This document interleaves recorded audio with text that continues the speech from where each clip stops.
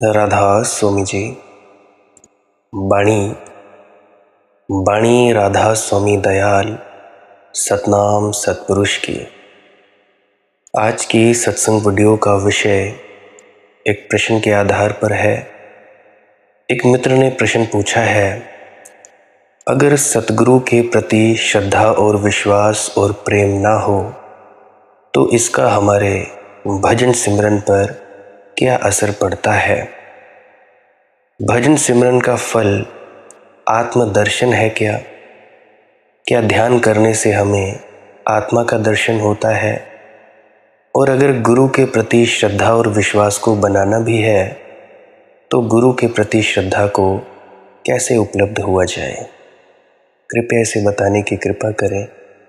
तो चलिए इसी विषय के संदर्भ में आज की सत्संग वीडियो आरंभ करते हैं। गुरु प्यारी सत्कारयोग साथ संगत जी, आप सभी के भीतर बैठे परमात्मा को मेरा प्रणाम। आप सभी के चरणों में मेरा प्रणाम। आप सभी का बहुत बहुत धन्यवाद। आप लोग मुझे सुनने आए, इतना प्रेम प्यार देने के लिए बहुत बहुत धन्यवाद।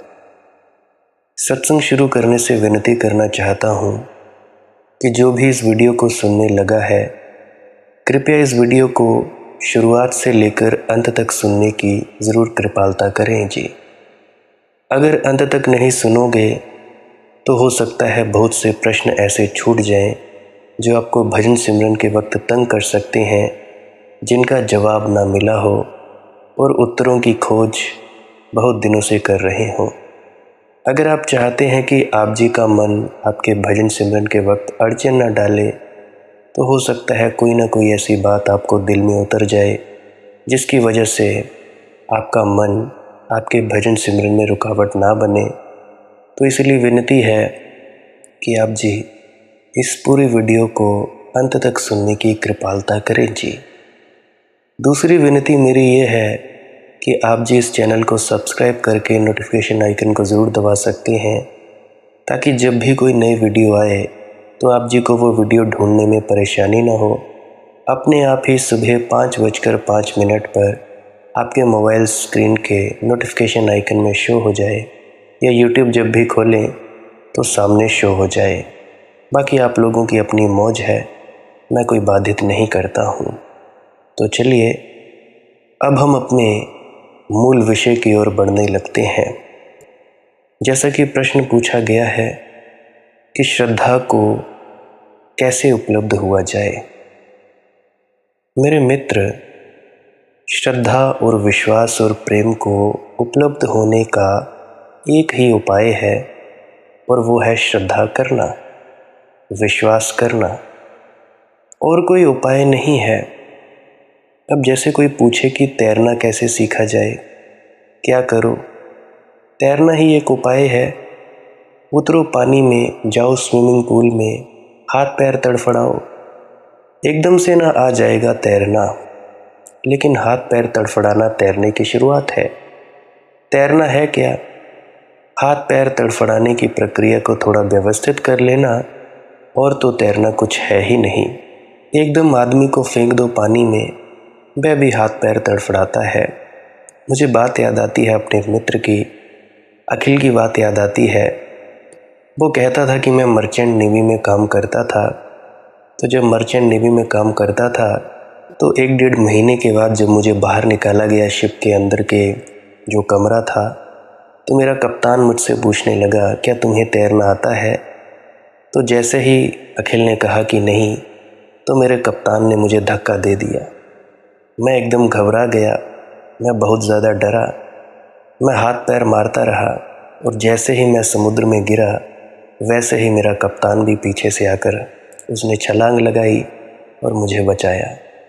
और उसके बाद मेरा पानी से डर मिट गया, और धीरे धीरे हाथ पैर मैं सही ढंग से, व्यवस्थित ढंग से करने लगा, और मुझे तैरना आ गया।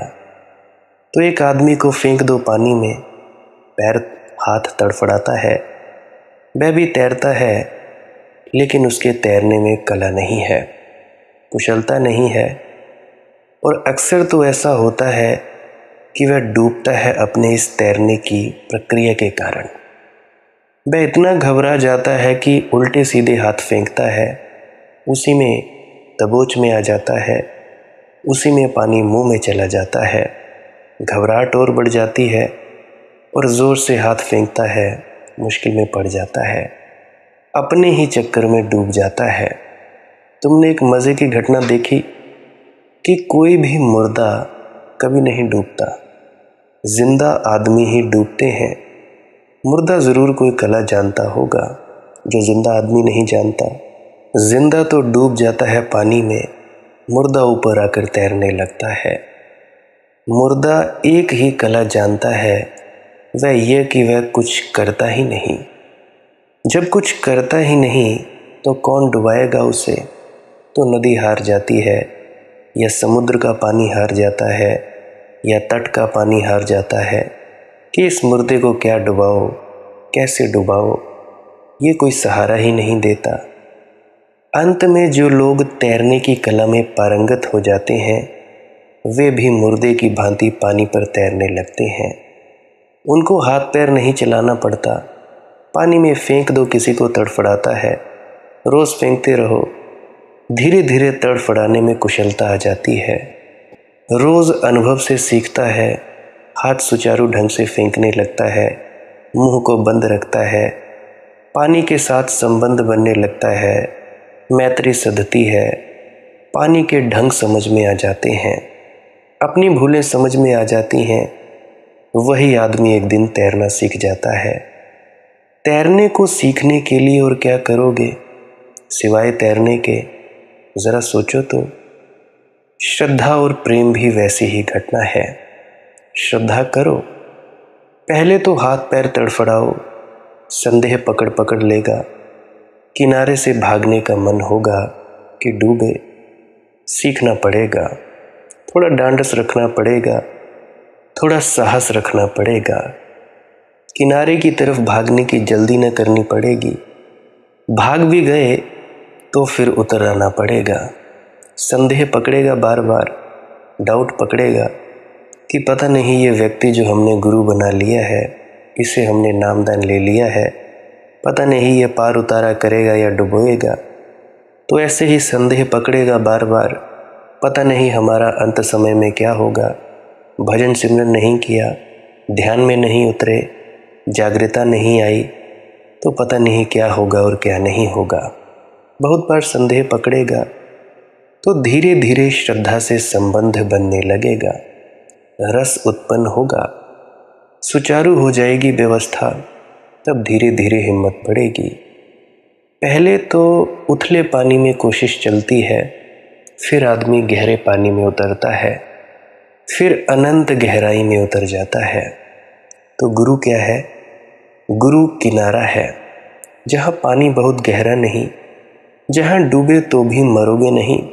अभी कोई 2-3 फुट की ऊंचाई में कोई डूबता है? नहीं डूब सकता। गुरु सिर्फ उथला किनारा है, जहाँ तुम थोरना तैरना सीख लो तो फिर तुम अनंत गहराई की तरफ चले जाओ, जहाँ परमात्मा है। और जिसने तैरना सीख लिया उसके लिए गहराई से कोई फ़र्क नहीं पड़ता। गहराई और उथले का फ़र्क गैर तैरने वालों को है। तैरने वालों को क्या फ़र्क पड़ता है कि नीचे 5 मील गहराई है कि 4 मील की 3 मील कि 2 मील, सब बराबर है। तैरना आता हो तो गहराई का सवाल ही मिट जाता है। एक बार गुरु में श्रद्धा को थोड़ा जन्मा लो तो फिर तुम अपने हाथ अनंत की तरफ बढ़ा सकते हो। तो गुरु तो छोटा सा प्रयोग है श्रद्धा का, अपने अहंकार को उस खूंटी पर टांग देने का। और अगर तुम उससे बचे तो तुम उसी बड़ी श्रद्धा में न जा सकोगे जिसको हम परमात्मा कहते हैं। और ये तो पूछो ही मत कि श्रद्धा को पैदा करने का कोई उपाय है? कोई उपाय नहीं। श्रद्धा कोई ऐसी चीज़ नहीं, प्रेम कोई ऐसी चीज़ नहीं जिसे तुम सीख सको। उसे सीखने का एक ही उपाय है और वह अनुभव है। प्रेम को कोई कैसे सीखता है? कहीं कोई विद्यालय खुले हैं जहाँ प्रेम को कोई सीखता है? बिल्कुल नहीं। अगर कोई विद्यालय भी होते तो वो प्रेम न होता, बल्कि बना बनाया खेल होता। वो वासना का ही एक रूपांतरण होता। मनोवैज्ञानिक कहते हैं कि जिस बच्चे को बचपन में माँ बाप का प्रेम न मिले, वह जीवन भर फिर प्रेम नहीं सीख पाता, सीख ही नहीं पाता, क्योंकि उथला किनारा चूक गया। फिर वह उपाय करता रहता है, लाख किताबें पढ़ता है, शास्त्र पढ़ता है, लव गुरुज को सुनता है यूट्यूब पे, मगर उससे कुछ नहीं होता, क्योंकि पहली तो जो संभावना थी वह चूक गई, जहाँ से बीजारोपण होता। अब ज़रा सोचो, बच्चा प्रेम कैसे सीखता है? पहले वह माँ में तैरना सीखता है। माँ उसका पहला प्रेम है। माँ के स्तन के साथ उसका पहला प्रेम है, क्योंकि स्तन जुड़ा है माँ से, तो माँ उसका पहला प्रेम है। इसलिए जिस व्यक्ति का संबंध अपनी माँ से गड़बड़ हो गया, उसके सारे जीवन के संबंध अस्त व्यस्त हो जाते हैं। फिर बड़ा मुश्किल है। जिस व्यक्ति का संबंध अपनी माँ से ठीक न जुड़ा, वह किसी स्त्री से कभी ठीक से न जुड़ पाएगा, क्योंकि वह पहली स्त्री थी। फिर सभी स्त्रियों में वही स्त्री बार बार मिलने वाली है, क्योंकि स्त्रियों का थोड़ा ही सवाल है, अस्त्रैण गुण का सवाल है। बहुत से पुरुष स्त्रियों से इसलिए नहीं जुड़ पाते हैं, क्योंकि हर पुरुष हर स्त्री में अपनी माँ जैसे ही स्वभाव को ढूंढता है। जैसा वो बचपन में बड़ा हुआ होता है, अपनी माँ के अनुसार उसने प्रेम पाया होता है, वह प्रेम खोजता है दूसरी स्त्री से। जब दूसरी स्त्री से प्रेम नहीं मिल पाता, कलह क्लेश होते हैं, लड़ाई झगड़े होते हैं, और भी न जाने क्या क्या होता है। ऐसे ही स्त्री के साथ जो लड़की अपने बाप के साथ प्रेम में नहीं होती है, जिस लड़की को अपने बाप से प्रेम नहीं मिला होता है, तो वो लड़की कभी भी किसी लड़के से अच्छे से प्रेम नहीं कर पाएगी। और हर स्त्री जो भी लड़की होती है, वो हर पुरुष में या पति में यही ढूंढती है कि ये मेरे बाप जैसे ख्याल रखे, बाप जैसा इज्जत करे, मान सम्मान करे, बाप जैसी देखभाल करे, ज़रूरतों का ध्यान रखे, और बाप जैसा ही हमें देखे, देखभाल करे और इज्जत दे। परंतु जब ऐसा हो नहीं पाता, तो वही लड़ाई झगड़े। तो लड़ाई झगड़ों का कारण एक ये भी है, हर स्त्री और हर पुरुष एक दूसरे में अपनी माँ ढूंढता है और अपने पिता को ढूंढती है। और जब ऐसा हो नहीं पाता, संबंध जुड़ नहीं पाता, तो तलाक हो जाते हैं, या लड़ाई झगड़े होते हैं, या अपने ही घर में रहते हुए भी बातचीत नहीं करते हैं, कलह क्लेश में रहते हैं, 5-5 दिन बात नहीं करते, 7-7 दिन बात नहीं करते। और कई तो ऐसे हैं जो महीनों से साथ में रहते हैं, परंतु फिर भी उनमें ऐसा कोई भी तालमेल नहीं जो पति पत्नी का हो। अब ज़रा एक बात और सोचो, माँ से प्रेम कैसे होता है? बच्चा क्या करेगा? बच्चा कुछ भी नहीं कर सकता, जानता भी नहीं। माँ उसे प्रेम देती है। माँ के प्रेम की छाया में वह भी प्रत्युत्तर देना सीखने लगता है। माँ मुस्कुराती है तो धीरे धीरे वह भी अपने होंठ खींचने लगता है। माँ उसे थपथपाती है, उसे स्पर्श करती है, तो वह भी माँ को स्पर्श करना सीखने लगता है। माँ उसे कंठ से लगा लेती है, तो वह भी माँ को कंठ से लगाने का अभ्यास करने लगता है। ऐसा प्रेम करते करते वह माँ का प्रेम सीख लेता है। प्रेम की कला आ गई। अब वह जीवन में बहुत प्रेम से भर सकेगा और कभी सवाल ना उठेगा। परंतु जो वेस्टर्न कंट्रीज़ हैं, पश्चिम जो देश हैं, एशिया में है, हमारा जो पूर्व देश है और पश्चिमी देश हैं, अलग अलग हैं। तो पश्चिमी सभ्यता में बड़ा सवाल उठा है, प्रेम बड़ी समस्या बन गई है, क्योंकि माँ का प्राथमिक प्रेम ही नष्ट हो गया। कोई भी माँ अपने स्तन से बच्चों को दूध पिलाने को राज़ी नहीं है, क्योंकि उसका आकार, रूप, रंग ढंग दूध पिलाने से बिगड़ जाता है। माँ बूढ़ी मालूम होने लगती है, ताजगी चली जाती है छाती की, तो कोई माँ दूध पिलाने को राज़ी नहीं है। और स्तन से ही बच्चे का पहला संबंध था। जब वह माँ के शरीर से जुड़ता था और माँ की ऊष्मा को अनुभव करता था और माँ छाती के द्वारा ही उसे जीवन, भोजन और प्रेम देती थी, वह सेतु टूट गया। अब यह बच्चा जीवन भर कोशिश करेगा, लेकिन जहाँ भी कोशिश करेगा वहीं असफल होगा। तब मनोवैज्ञानिक खड़े होंगे, पागल खाने भरेंगे। आज अमेरिका में करीब करीब 70 से 90% अस्पतालों की जगह मन के मरीज घेरे हुए हैं और मन का एक ही रोग है, अगर प्रेम ना उपलब्ध हो पाया तो मन बीमार हो जाता है, अगर प्रेम उपलब्ध हो गया तो मन स्वस्थ हो जाता है। वह जो पहली घटना थी, पहला सूत्रपात था, नदी के किनारे उथले में तैरने की जो सुविधा थी वह चूक गई। अब ये गहरे में कैसे जाए, अब डर लगता है। मेरे पास कभी कभी लोग आ जाते हैं कॉल पर, बच्चे भी आते हैं 15-15 साल के, 22-22 साल के, 30 साल के युवा युवतियां आती हैं शादीशुदा। कुछ कहते हैं कि भाई स्त्री से डर लगता है, प्रेम करने में डर लगता है। डरेंगे ही, क्योंकि उनको हम सागर में बुला रहे हैं और किनारे पर चूक गए। उनको किनारे पर मौका ना मिला तैरने का। जैसे माँ के पास बच्चा सीखता है प्रेम का ढंग, वह कोई कला नहीं है जो सिखाई जा सके। माँ अपने प्रेम में उसे निमंत्रण देती है, उसे प्रेम में डूबकर ही वह सीख जाता है। ऐसे ही गुरु के पास व्यक्ति सीखता है श्रद्धा। गुरु तुम्हें अपने प्रेम से भर देता है और कोई कला नहीं है। गुरु तुम्हारे बिना मांगे तुम्हें देता चला जाता है, देता ही चला जाता है और देता ही चला जाता है। चाहे तुम कितना भी गुरु को दुखी करो, फिर भी वो देता ही चला जाता है, क्योंकि एक ही उपाय है, देना।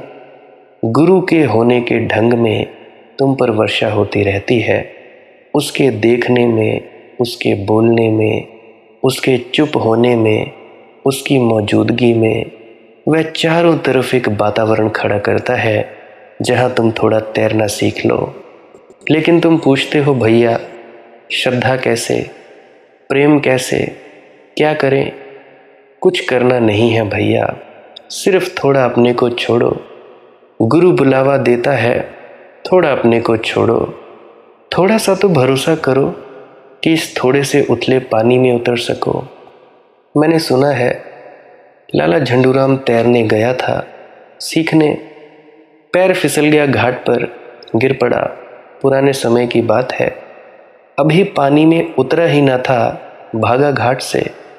जो गुरु सिखाने ले गया था उसने कहा कि झंडू भाई कहाँ भागे जा रहे हो, ऐसे तो तैरना ना हो पाएगा। झंडूराम भाई ने कहा, अब जब तक तैरना ना सीख लूँगा नदी के पास ना आऊँगा। ये तो जान का खतरा है। वह तो बच गया, अगर नदी में गिर गए होते जब पैर फिसला था तो गए, अब तो तैरना सीख कर ही आऊँगा। गुरु ने कहा, अरे भाई आओ तो सही, परंतु वह कहने लगा कि मैं पहले सीखूँगा। वह अभी तक नहीं पहुँच गया, वह कभी नहीं पहुँचेगा, क्योंकि तैरना सीखकर अगर नदी में आने का नियम बनाया हो तो तुम तैरना कहाँ सीखोगे? कोई घर में गद्दे तकिए बिछाकर थोड़े ही तैरना सीखा जाता है। ओशो की बात मुझे याद आती है, अक्सर कहा करते थे कि भाई गद्दे तकिए बिछाकर थोड़ी तैरना सीखा जाता है, कि अपने गद्दे पर लेटे हैं और हाथ पैर चला रहे हैं, चलाते रहो, उससे कुछ तैरना नहीं आ जाएगा, उतरना ही पड़ेगा। तो मेरे मित्र, श्रद्धा और प्रेम अगर सीखनी है तो साहस चाहिए।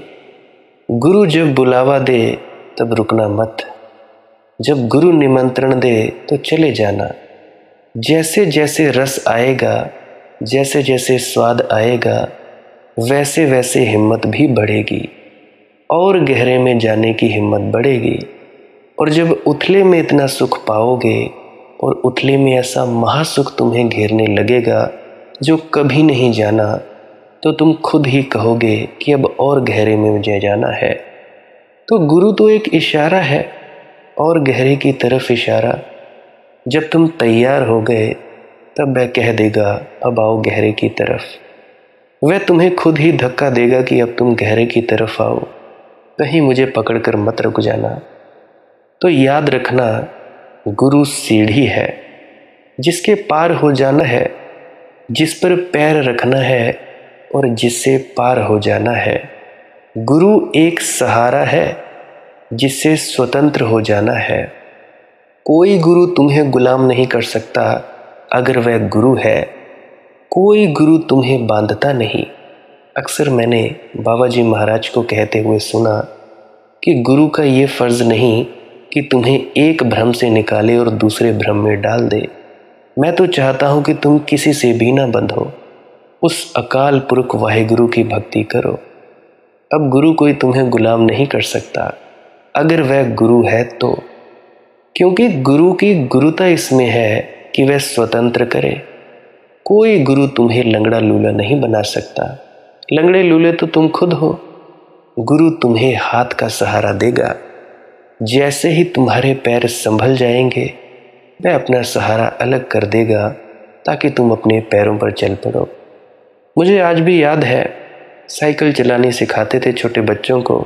मेरे वक्त में करीब 15-16 साल पहले की बात है। बच्चे को साइकिल पर बिठाया जाता था। बच्चे को धीरे धीरे साइकिल पर पैडल मारना सिखाया जाता था। चलता जाए चलता जाए चलता जाए, और फिर माता पिता पीछे से छोड़ देते थे साइकिल को। बच्चा अपने आप आगे चलता था। तो अपना सहारा अलग कर लेता है गुरु, ताकि तुम अपने पैरों पर चल पड़ो। तो गुरु के प्रति तो धन्यवाद देता है शिष्य। पहला धन्यवाद तो तब देता है शिष्य जब वह उसके बेसहारा में हाथ का सहारा देता है। टूटी हुई होती है टांग, फिर भी हाथ का सहारा देता है। और दूसरा, उससे भी बड़ा धन्यवाद तब देता है जब उसके पैर चलने लगते हैं और वह अपना हाथ खींच लेता है। दूसरी घड़ी और भी बड़ी घड़ी है, क्योंकि पहली घड़ी इतनी बड़ी घड़ी नहीं थी। शिष्य पकड़ना ही नहीं चाहता था। अब ये बड़े मज़े की बात है कि शिष्य पहले पकड़ना नहीं चाहता गुरु को, गुरु उसे पकड़ता है। फिर शिष्य छोड़ना नहीं चाहता और गुरु उससे छुड़ाता है। और जिस दिन ये दोनों कदम पूरे हो जाते हैं, उसी दिन दरवाज़ा खुला है। उसी दिन तुम मंदिर के पास आ गए। और ध्यान का, भजन का अंतिम फल आत्मदर्शन है क्या, ये भी पूछा है। ध्यान का फल नहीं है आत्मदर्शन, ध्यान की गहराई है। फल और गहराई में थोड़ा फर्क है। फल तो होता है भविष्य में। बीज आज बोओगे तो आज ही फल नहीं आ जाएगा, लेकिन भजन सिमरन या ध्यान ऐसा बीज है कि फल आज भी आ सकता है। इसीलिए उसे फल कहना उचित नहीं, उसे गहराई कहना उचित है। वह ध्यान की ही गहराई है, आत्मदर्शन। भजन सिमरन में जितना ज़्यादा तुम लोग गहरा उतरते जाओगे, तुम्हें अपने आप का दर्शन होगा। नो दाई सेल्फ, अपने आप दी पहचान। जिस दिन ध्यान में गहराई पूरी हो जाती है, आत्मदर्शन हो जाता है। अगर तुम डुबकी आज लगा लो, आज हो जाएगा। कल लगा लो, कल हो जाएगा। वर्षों तक ऐसे ही बैठ सोच विचार करते रहो, कभी ना होगा। ध्यान ही आत्मदर्शन है। जिस दिन पूरा ध्यान हो जाता है, आत्मदर्शन हो गया। तो ध्यान में कोई फल नहीं लगता आत्मदर्शन का। ध्यान के बाहर कोई आत्मदर्शन नहीं है।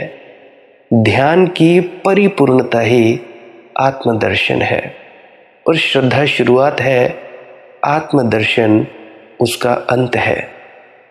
एक और प्रश्न पूछा है किसी मित्र ने कि जब भी ध्यान करने बैठते हैं तो एक उदासी सी घेर लेती है।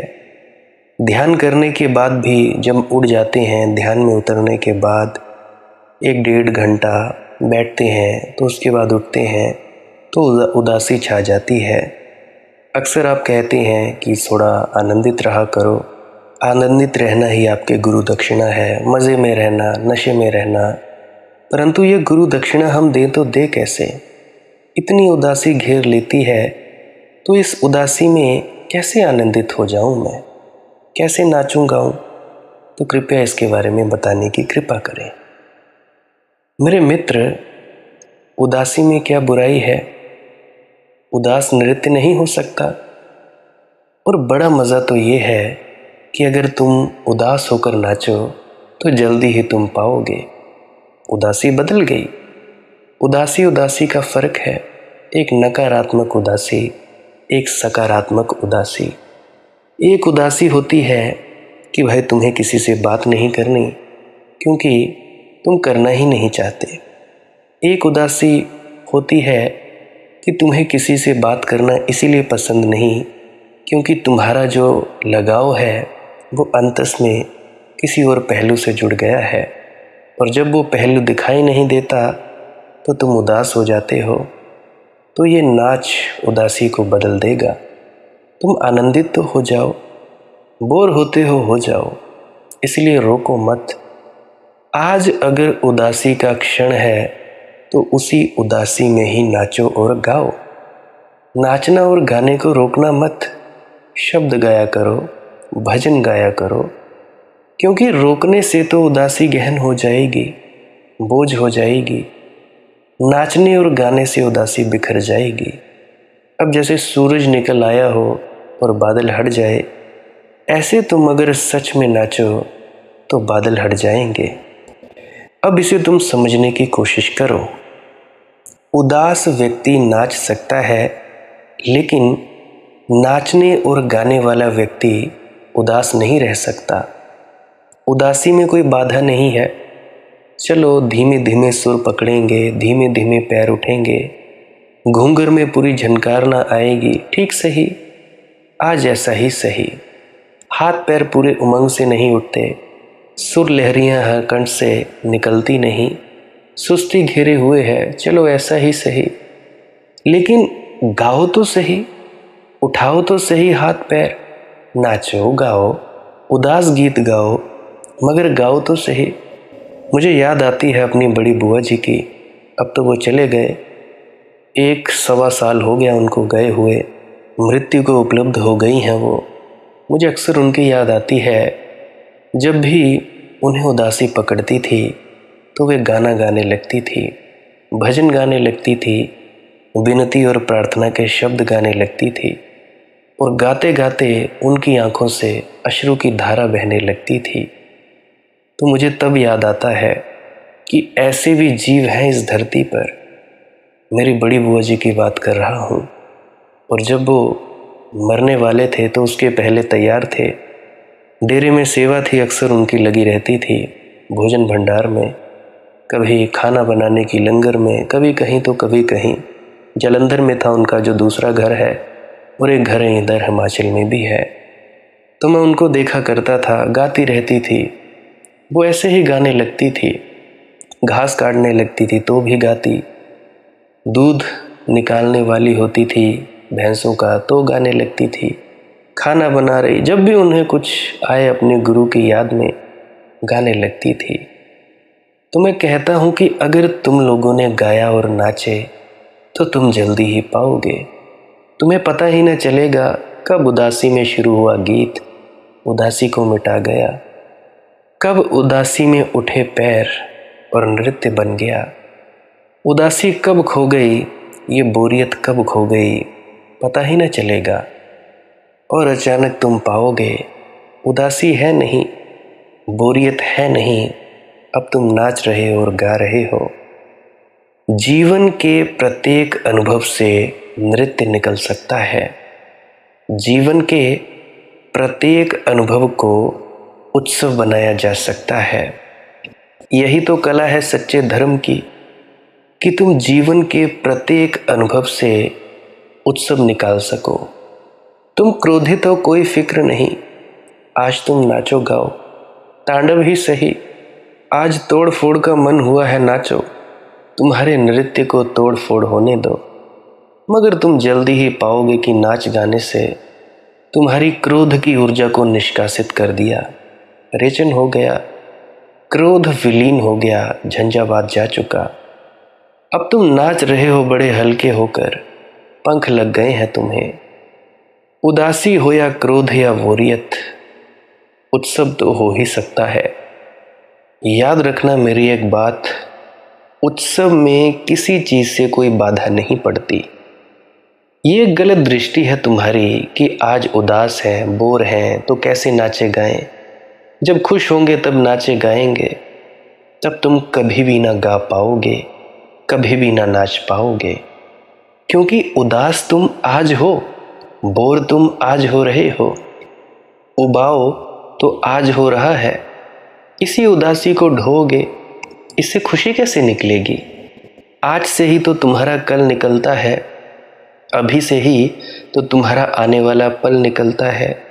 तो तुम्हारी खुशी में भी उदासी का बोझ होगा, तुम्हारी खुशी भी उदासी से दबी होगी।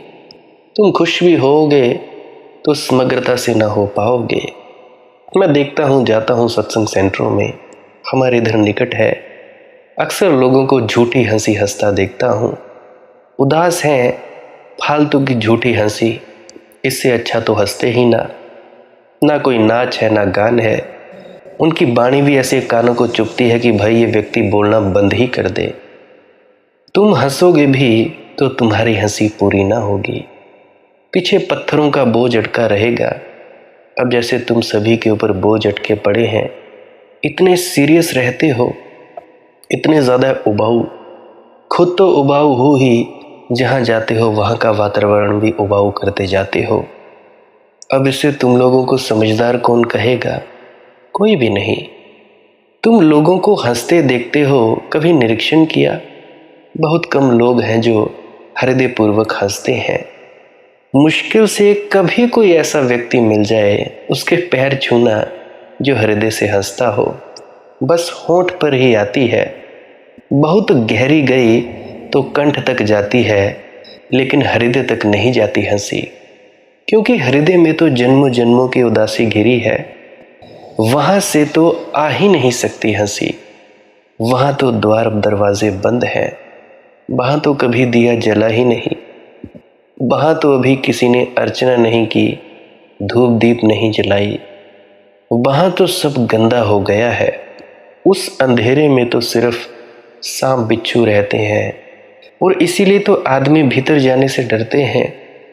लोग कहते हैं भीतर जाओ भीतर जाओ, वे घबराते हैं भीतर जाने से, क्योंकि भीतर सिवाय अंधेरे के कुछ दिखाई नहीं पड़ता।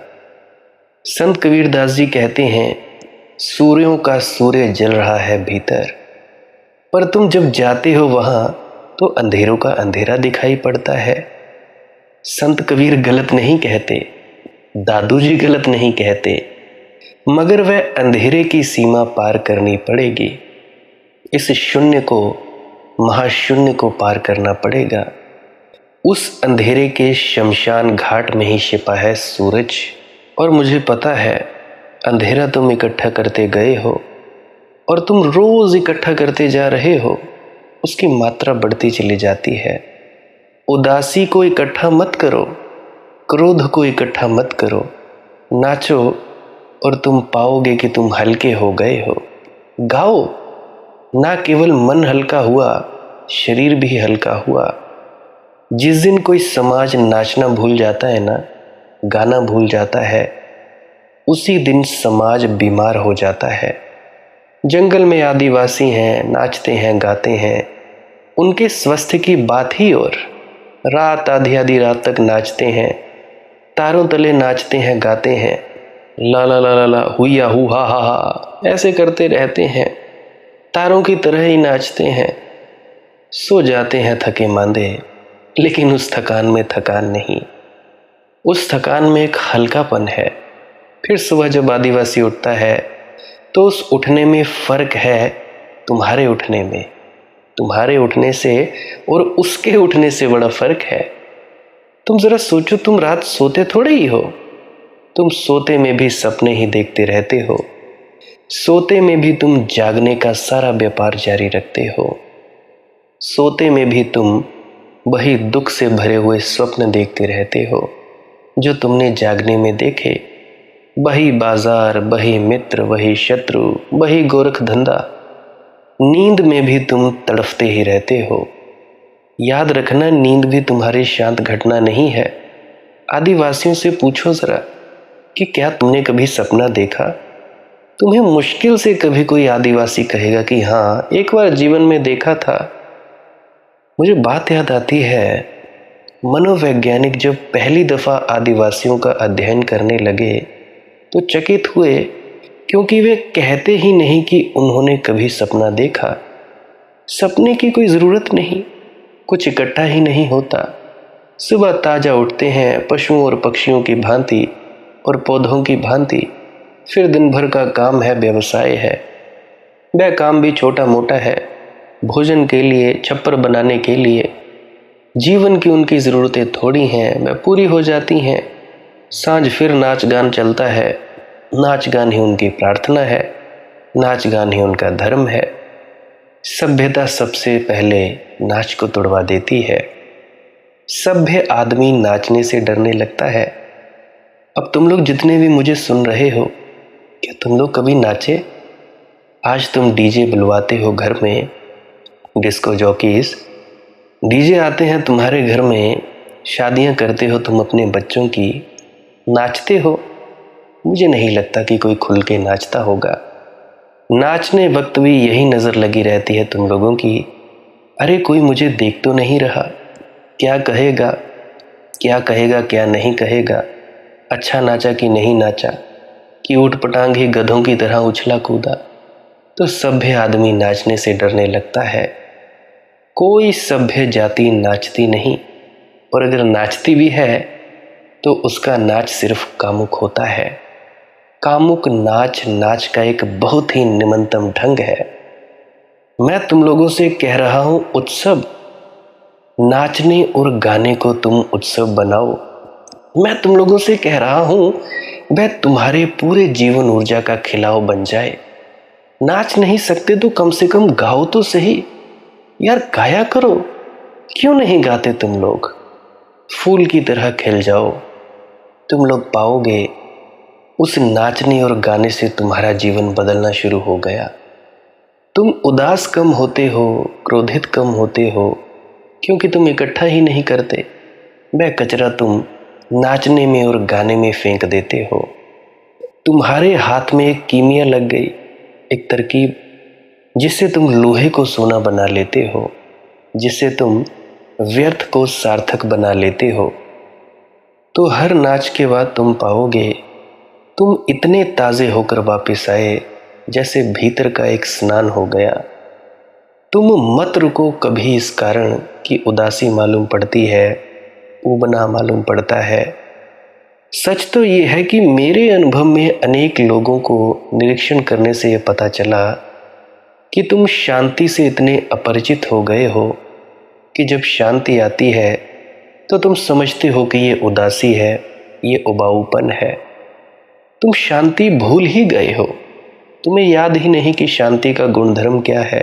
शांति के निकटतम जो तुम्हारी अनुभूति है वह उदासी की है बस।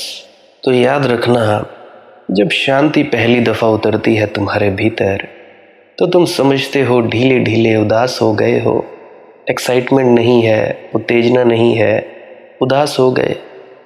सुख के नाम पर तुमने उत्तेजना जानी है और शांति के नाम पर तुम लोगों ने उदासी जानी है। तुम लोगों का जीवन बिल्कुल झूठा है। तुम लोग नकली सिक्कों में जी रहे हो। इसलिए तुम्हारी व्याख्या मैं समझता हूँ कि तुम्हारी व्याख्या भ्रांत है, वहम है। लेकिन तुम भी क्या करोगे? तुम उसी से तो पहचानोगे नए अनुभव को जो तुम्हारा पिछला अतीत का अनुभव रहा है। ज्ञात से ही तो तुम अज्ञात का लक्षण को जानोगे।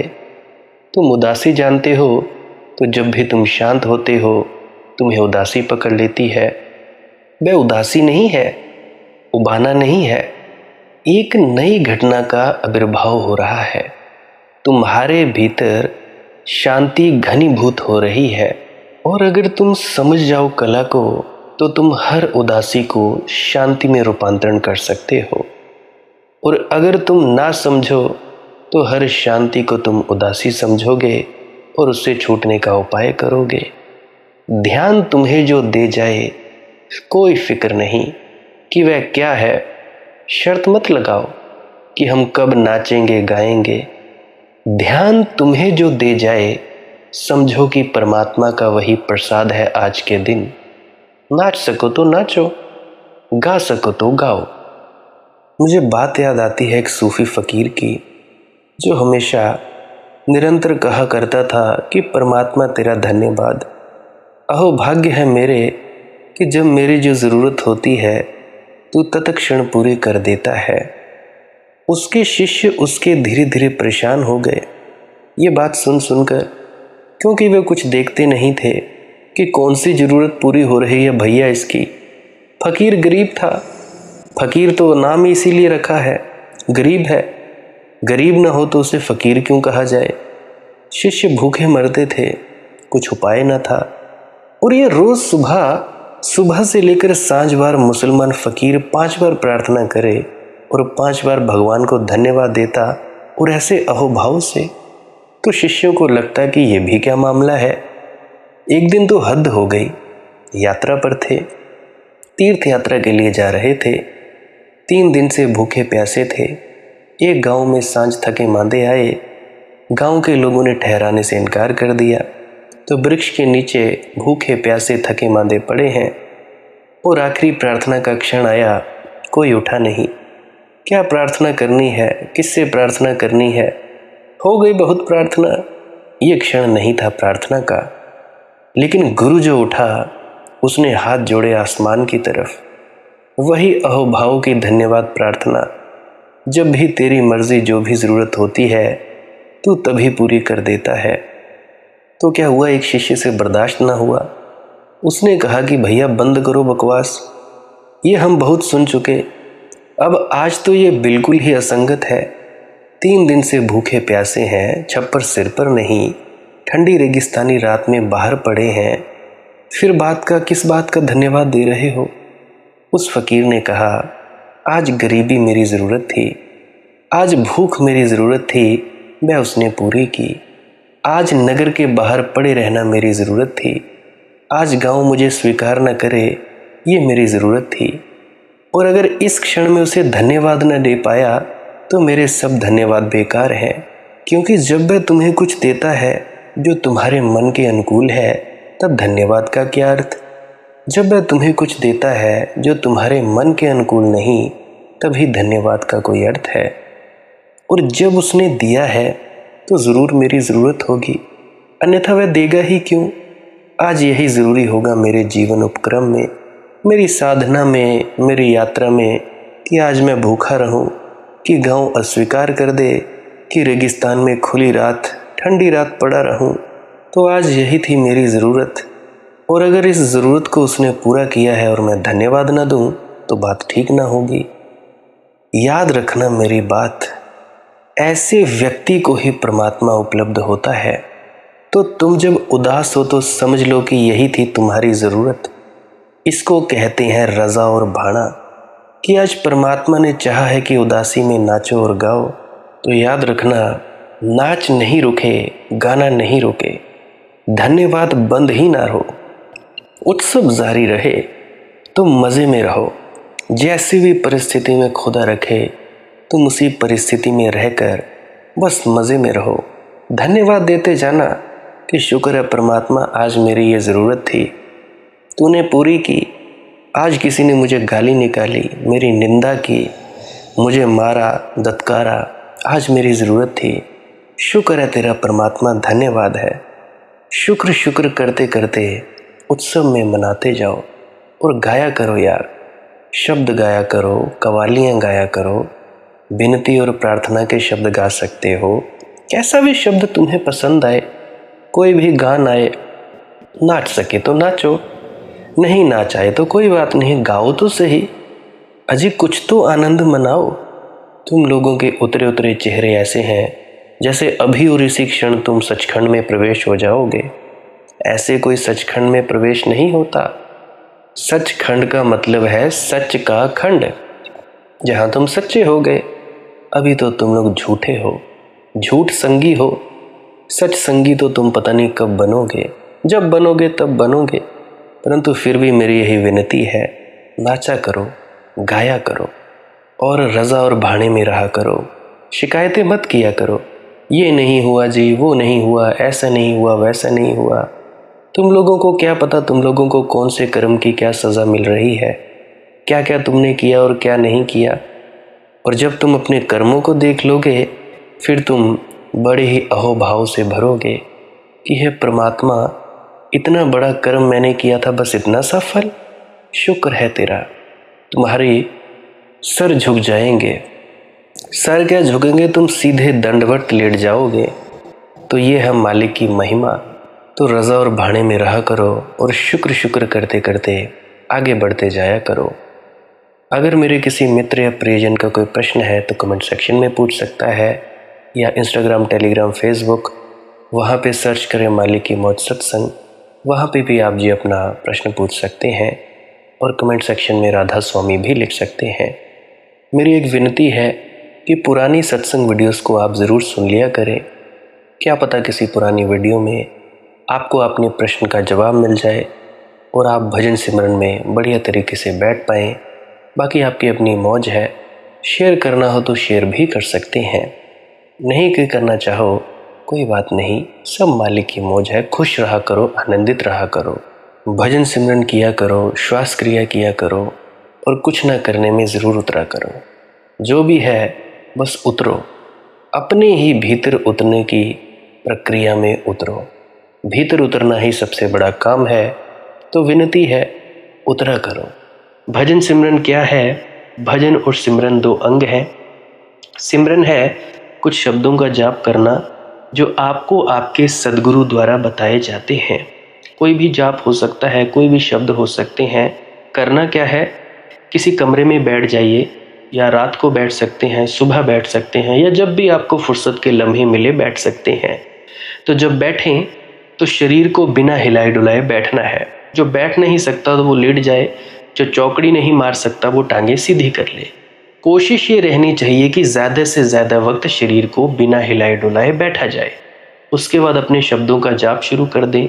आंख बंद रखें, आंखों पर ज़्यादा जोर नहीं लगाना है, कोई कष्ट नहीं देना है, नहीं तो सर में दर्द होगा और फिर आप लोगों को परेशानी हो सकती है। तो आपने क्या करना है? चुपचाप शांत होकर बैठे रहना है, शब्दों का जाप शुरू कर देना है। जितनी देर भी आप करना चाहो, आधा घंटा, पौना घंटा, 10 मिनट, 15 मिनट, या जितनी भी आपको आपके सद्गुरु द्वारा दिया गया निर्देश है, जितना निर्देश है उसका पालन कीजिए। और उसके बाद दूसरा स्टेप करना बड़ा ही ज़्यादा ज़रूरी है। वो क्या है? वो उसी अवस्था में बैठे रहें या आसन भी बदल सकते हैं। ये जो शब्दों का जाप होता है ये एकाग्रता के लिए होता है, ताकि मन की एकाग्रता आ जाए। और जब मन की एकाग्रता आ जाए फिर दूसरा कदम क्या है? धुन सुनने के लिए बैठना। चुपचाप बैठे रहें, आंख बंद है, शब्दों का जाप बंद कर देना है। और अगर कोई भी आपके गुरु महाराज है, उनको आप स्मरण कर रहे थे, याद कर रहे थे, आंखों के सामने शक्ल ला रहे थे, तो उसको लाना बंद कर दीजिए। शब्द धुन सुन रही है तो सुनते रहिए। आंख बंद करके अंधेरे में ही टिके रहें। टिके रहना है और ये इच्छा नहीं करनी है कि कुछ दिखे, कहीं पहुंचा जाए, परमात्मा को पाना है, ये करना है, वो करना है। याद रखें, ना कुछ समझना है, ना कुछ देखना है। ऐसे ही अज्ञानी होकर इसी अंधेरे में पड़े रहें। इसी अंधेरे में पड़े रहना है बस। उसके बाद जो होगा सो होगा। और अगर कोई अनुभव हो भी गया तो इससे ये नहीं कि अगली बार फिर से कामना करनी है कि ये वैसे ही हो। कामना ही सबसे बड़ी अड़चन है, इच्छा ही सबसे बड़ी अड़चन है, किसी चीज़ की तृष्णा करना ही सबसे बड़ी अड़चन है, मांग ही वासना है। अगर परमात्मा चाहिए तो कुछ नहीं मांगना है, चुपचाप बस बैठो, अपने आराम में बैठो, अपने विश्राम में बैठो। धीरे धीरे धीरे वो होगा जो होना चाहिए। अगर मैं ज़्यादा बोलूँगा तो आप लोग फिर से उसकी कल्पना कर लोगे कि जी ऐसा होता है, खंड ब्रह्मांड ऐसे होते हैं, चांद तारे दिखेंगे, फलाना ढिकाना। तो मैं ऐसा नहीं कहूँगा। मैं बस इतना कहूँगा, जो कुछ दिखता है, कुछ भी दिख जाए, वो मन है, वो माया है। जो नहीं दिखता वही आत्मा है, वही आत्मा में होना है। अब जैसा कि तुम लोग इसी अंधेरे में टिके रहोगे, टिके रहोगे, टिके रहोगे, तो कुछ दिनों के बाद या महीनों के बाद एक प्रकाश आएगा। वो प्रकाश पूरे शरीर में फैलता जाएगा और धीरे धीरे तुम इस प्रकाश के सहारे अपने आप में स्थित होगे। अब देखो, इस प्रकाश को देखने वाले भी तुम हो और इस शब्द धुन को सुनने वाले भी तुम हो। अब जो ये शब्द धुन को सुनता है और प्रकाश को देखता है, ये तुम हो। तो अपने आप में स्थित होना है, अपने आप को जानना ही सच्चा आत्मज्ञान है। खुद को जानना, खुद को जान लिया मालिक को फिर जान जाओगे। तो इतनी सी प्रक्रिया है। और आगे आप श्वास क्रिया भी कर सकते हो। ये मुझे बताई गई थी विजय शर्मा जी द्वारा। वो एक उच्च कोटि के संत हैं, तो उन्होंने मुझे बताई और मेरा फ़र्ज़ बनता है कि आप सभी को बताऊं। वैसे तो मैं रोज़ रोज़ बताता हूं, फिर भी आज फिर से बता रहा हूं। श्वास क्रिया क्या है? नाक से सांस लेना है, मुंह से छोड़ना है। लंबा सांस लेना है नाक से और मुंह से छोड़ देना है। 15 मिनट करें, 20 मिनट करें, आधा पौना घंटा, जितनी देर भी आप कर सकते हो करें। करने के बाद करना कुछ नहीं है, चुपचाप आंख बंद करके बैठ जाना है। लेट सकते हो तो लेट सकते हैं, वो आपकी अपनी इच्छा है। नींद आ जाए तो सो जाना है, कोई शरीर को कष्ट नहीं देना है। अगर सर घूमे घूमने देना है, अगर आपका शरीर कांपे तो कांपने देना है। उसकी आपने दिक्कत, परेशानी और चिंता नहीं लेनी है, ये सब होता ही है। और मरने से डर लगे तब भी नहीं डरना है, ये होता ही है। क्या कहा मैंने? 15 से 20 मिनट कर सकते हैं, उसके बाद चुपचाप बैठें और अपने भीतर अपने आप उतर जाओगे। ठीक है जी। प्रेग्नेंट लेडीज़ बिल्कुल ना करें, जिनको दिल की बीमारी है या गोलियां वगैरह खाते हैं वो भी बिल्कुल ना करें, और बाकी सब कर सकते हैं। जिनको नींद नहीं आती वो अवश्य करें, और जिनको थोड़ा डिप्रेशन रहता है वो भी अवश्य करें, और जिनके बच्चे थोड़े पढ़ाई में कमज़ोर हैं वो भी ज़रूर करें। बाकी आपकी मौज है, करना हो करिए, नहीं तो आपकी अपनी अपनी इच्छा है।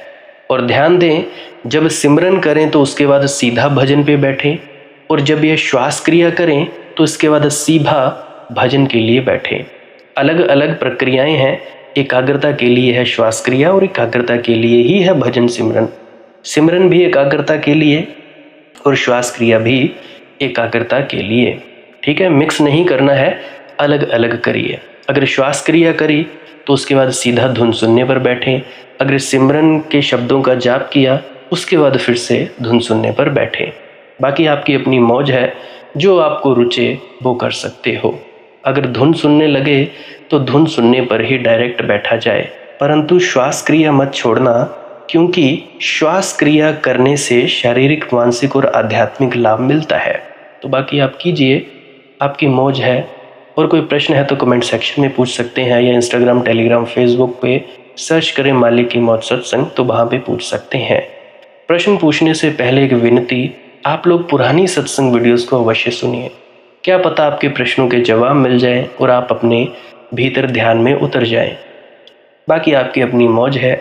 लाइक कर सकते हैं इस वीडियो को अगर आपको कुछ सीखने को मिला है, और कमेंट सेक्शन में राधा स्वामी ज़रूर लिखें। सब्सक्राइब कर सकते हैं इस चैनल को अगर रोज़ रोज़ नए नए सत्संग सुनना चाहते हैं। और बाकी आप सत्संग लगा के छोड़ दीजिए, और बस छोड़ दीजिए। सुनते सुनते आप ध्यान में प्रवेश करेंगे या तो आप जी सो जाएंगे, तो आपकी मौज है। बाकी आप लोग अगर शेयर करना चाहो अपने मित्रों तक तो कर सकते हैं, नहीं तो मालिक की मौज है, कोई चक्कर नहीं है। आप मुझे इतने अंत तक सुनते हो, इतने अंत तक सुनने के लिए आपका बहुत बहुत शुक्रिया, बहुत बहुत धन्यवाद, और मुबारक हो आप लोगों ने जो आनंद प्राप्त किया। अब मैं अपने गुरु महाराज को प्रणाम करता हूँ, आप सभी के भीतर बैठे परमात्मा को भी प्रणाम करता हूँ।